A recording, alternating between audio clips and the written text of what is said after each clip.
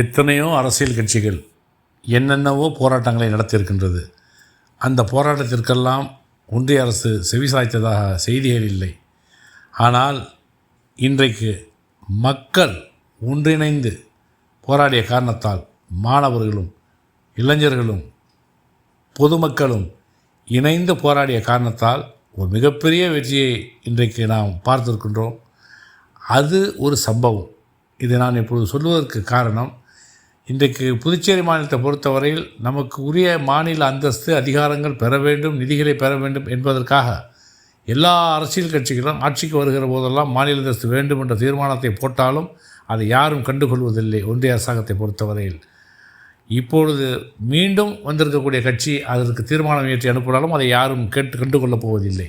எனவே நான் கேட்டுக்கொள்கிறேன், இந்த மாநிலத்திற்கு உண்மையிலேயே மாநில அந்தஸ்து பெற்று நினைத்த நேரத்தில் மக்கள் கேட்கிற காரியங்களை செய்யக்கூடிய அதிகாரம் இன்றைக்கு ஒரு மக்களால் தேர்ந்தெடுக்கப்பட்டிருக்கக்கூடிய அரசாங்கத்திற்கு வருகிறதோ அன்றைக்குத்தான் நமக்கு விடிவுகாலம். அந்த விடிவுகாலம் வேண்டுமென்றால் இன்றைக்கு டெல்லியில் நடந்த சம்பவம் போல் புதுச்சேரி மாநிலத்திலும் மக்கள் புரட்சி வெடிக்க வேண்டும். மக்கள் புரட்சி செய்தால் மட்டும்தான் இதில் வெற்றி காண முடியும்.